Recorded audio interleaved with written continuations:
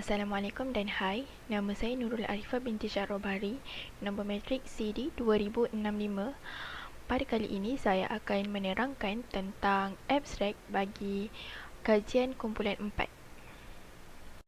Seperti yang kita tahu, isu jenayah rogol ini sangat berluasa berlaku pada masa kini, terutamanya terhadap kaum wanita dan kanak-kanak. Perkara ini sangat membimbangkan kerana ia boleh merosakkan kesihatan fizikal maupun mental mangsa sehingga akan merosakkan masa depan mereka. Melihatkan kepada perkara ini, timbul pelbagai persoalan seperti siapakah yang bersalah dalam hal ini? Adakah cara pemakaian merupakan punca utama? Dan juga apakah perkara yang menyebabkan perogol bertindak untuk merogol kanak-kanak? Oleh itu, dalam kajian ini, kami menjelaskan dengan lebih mendalam mengenai hubungan antara konsep insan dan juga perbuatan merogol. Selain itu, dalam kajian ini juga, kami mengkaji faktor-faktor yang mempengaruhi perogol untuk bertindak merogol. Dan juga, kami menerangkan langkah-langkah mengatasi nafsu perogol. Metodologi kajian yang kami gunakan adalah kajian perpustakaan.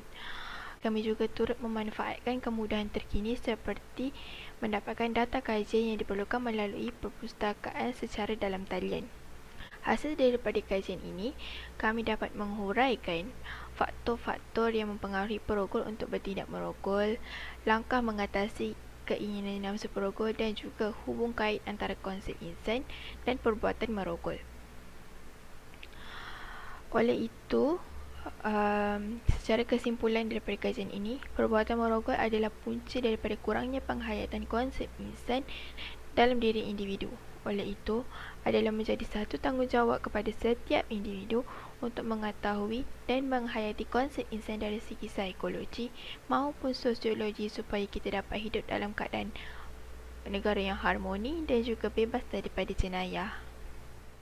Hai, nama saya Ali Shui. Hari ini saya akan membentangkan tentang pengenalan kepada kajian terhadap konsep insan dan perbuatan logo. Kajian ini bertujuan untuk menjelaskan hubungan antara konsep insan dan perbuatan logo untuk melahirkan insan seimbang melalui proses pendidikan di negara. Di samping itu, kajian ini juga mengkaji faktor-faktor yang mempengaruhi perogol untuk melakukan perbuatan ini.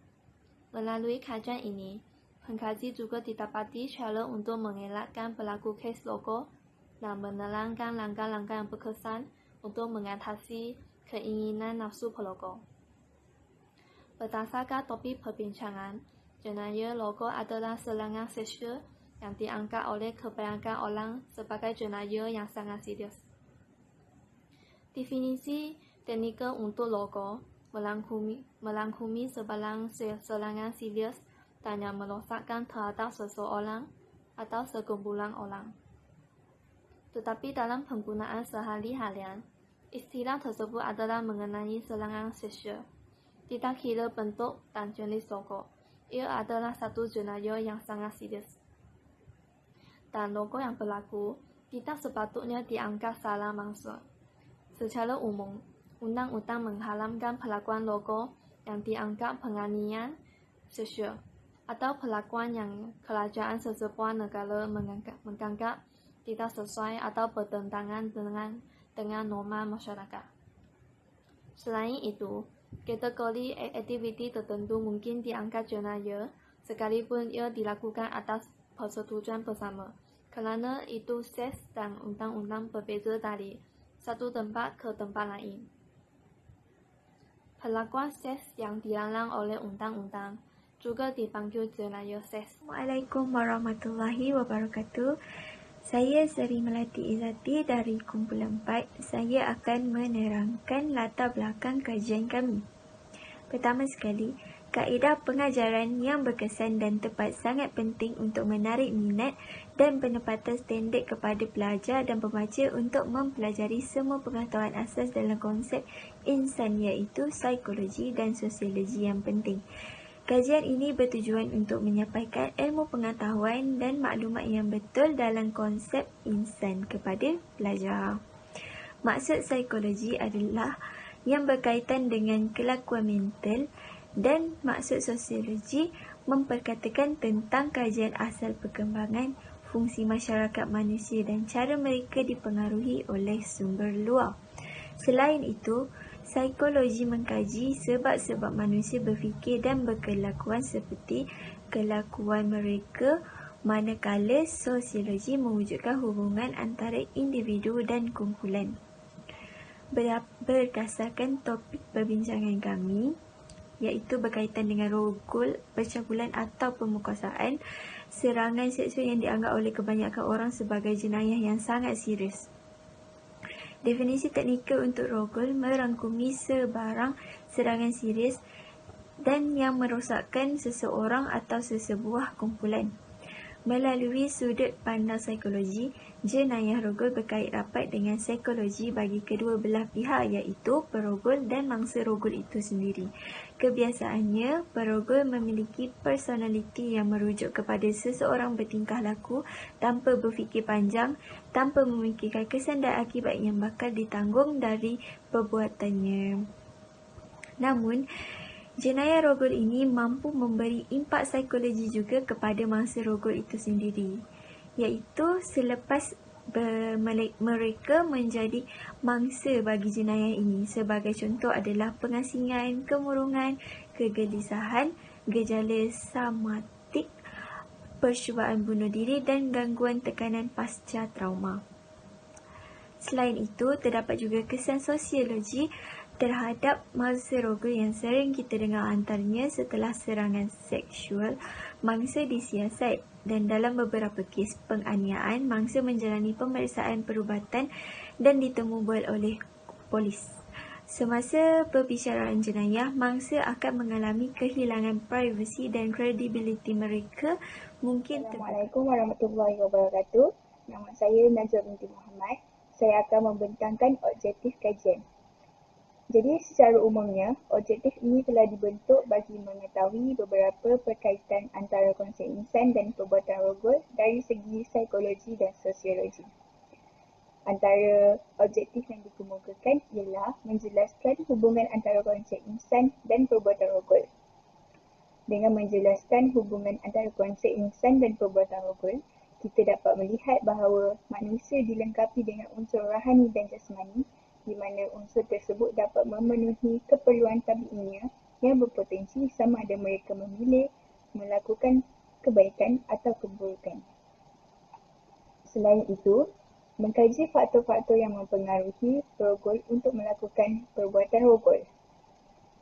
Dengan mengkaji faktor tersebut, kita dapat mengetahui apa yang mempengaruhi psikologi dan sosiologi perogol untuk melakukan jenayah tersebut. Dan akhir sekali, menerangkan langkah-langkah mengatasi keinginan nafsu perogol. Dengan itu, kita dapat mengurangkan masalah sosialisasi dan jenayah rogol ini. Assalamualaikum warahmatullahi wabarakatuh. Nama saya Ilaliza Fatihah binti Abdullah, nombor metrik AD 2092. Saya akan membentangkan berkenaan metodologi kajian, bahagian pengenalan dan pengumpulan data.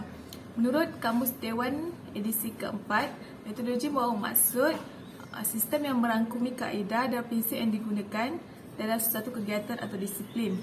Metodologi juga membawa maksud ilmu tentang metod atau disiplin yang digunakan semasa melakukan kajian tertentu untuk mengkaji atau untuk mencapai tujuan tertentu. Metodologi kajian adalah penting bagi para penyelidik agar suatu kajian dapat dijalankan dengan lebih sistematik. Metodologi kajian yang sesuai dan berkesan dapat membantu penyelidik agar kajian tersebut dapat dijalankan dengan lancar. Tajuk kajian yang dijalankan oleh penyelidik kumpulan 4 section 14 bagi kursus UQI 11202, falsafah dan isu semasa adalah kajian antara konsep insan dan perbuatan rogol. Oleh itu, penyelidik telah merangka satu metodologi kajian yang sesuai untuk mengkaji topik tersebut. Hal ini kerana metodologi yang baik dapat memberi gambaran keseluruhan perjalanan kajian yang bagi menghasilkan laporan penyelidikan yang sempurna.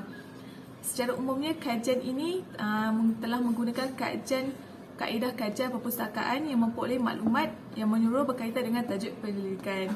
Seterusnya, bahagian pengumpulan data.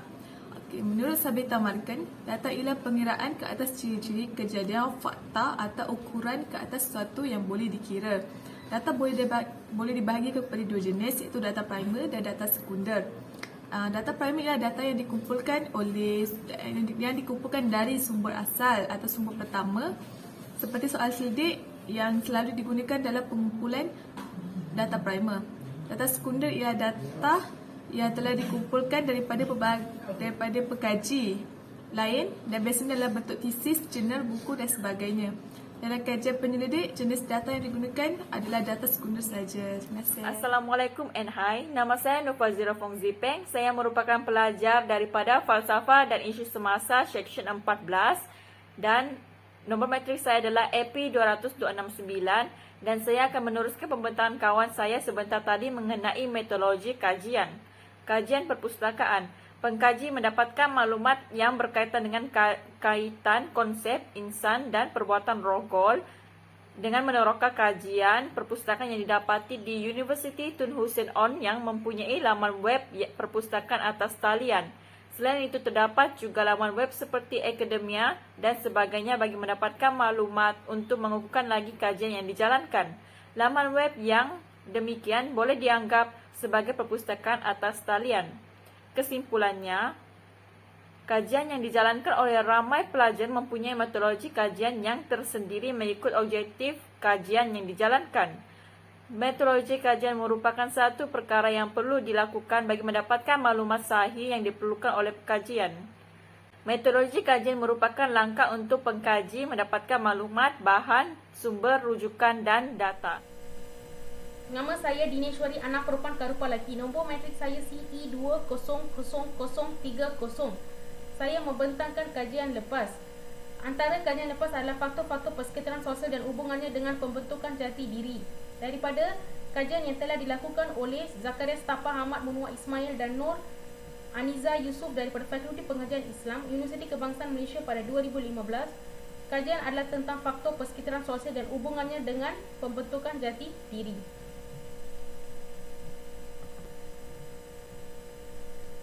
Seterusnya, perubahan sosial dan impaknya terhadap pembentukan modal insan menurut Ibn Khaldun. Kajian yang ditulis oleh Muhammad Kamil Abdul Majid oleh Rahimin Afandi Abdul Rahim yang juga daripada Fakulti Pengajian Islam Universiti Kebangsaan Malaysia yang bertajuk Perubahan Sosial dan Impaknya terhadap Pembentukan Modal Insan menurut Ibn Khaldun.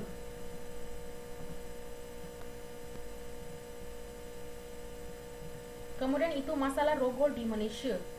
Berdasarkan kajian yang dijalankan oleh Joyce Kong Seng Ni, isu yang dibincangkan adalah isu rogol. Rogol telah memberi impak yang serius dalam psikologi dan sosiologi mangsa dan juga keluarga mangsa. Akhirnya, kajian lepas adalah kesan selepas berlaku kes rogol. Kajian yang dijalankan oleh Mior Muaz bin Mior Nazri membincangkan tentang isu rogol. Perbuatan rogol akan meninggalkan kesan yang buruk kepada mangsanya. Antara kesan buruk yang bakal dihadapi oleh mangsa adalah berasa malu dan serba salah. Kesimpulan, berdasarkan kajian-kajian lepas di atas, terdapat banyak kaitannya terhadap kajian yang ingin kami lakukan. Akan tetapi kami akan buat dengan lebih terperinci kepada kajian mengenai psikologi dan sosiologi mangsa yang menghadapi isu rogol. Assalamualaikum dan salam sejahtera. Saya Farhani Tisamiti Hairan, AD 20143, ingin membentangkan tentang analisis kajian. Bagi analisis kajian kami ini, kami membincangkan bagaimana isu rogol ini dikaitkan dengan konsep insan, iaitu dari segi psikologi dan sosiologi. Seterusnya, kami membincangkan apakah sebab-sebab seseorang itu mendorong untuk melakukan perbuatan rogol dari segi psikologi dan sosiologi. Seterusnya, membahas di manakah kedudukan isu rogol ini dalam negara kita. Sejak hari-hari ini, kes rogol semakin hari semakin kerap dilaporkan di Malaysia. Hal ini demikian kerana di Malaysia, jenayah indeks diklasifikasikan sebagai jenayah kekerasan dan jenayah harta benda. Terdapat faktor yang menyebabkan seseorang itu melakukan jenayah rogol, iaitu dari segi perspektif dan juga sosiologi. Dari segi perspektif, psikologi mendapati seseorang individu tidak dapat menahan tingkah lakunya dan akan mencari jalan untuk melakukan sesuatu bagi memuaskan dirinya akan kehendaknya itu.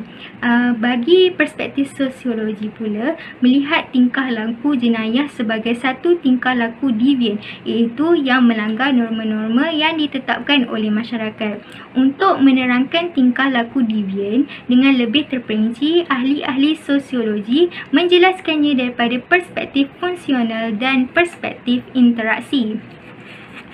Bagi perspektif fungsional, berpendapat masalah rogol berpunca daripada masyarakat itu sendiri, manakala interaksi melihat kepada kehidupan seharian dan bagaimana seorang menyesuaikan diri dengan masyarakat.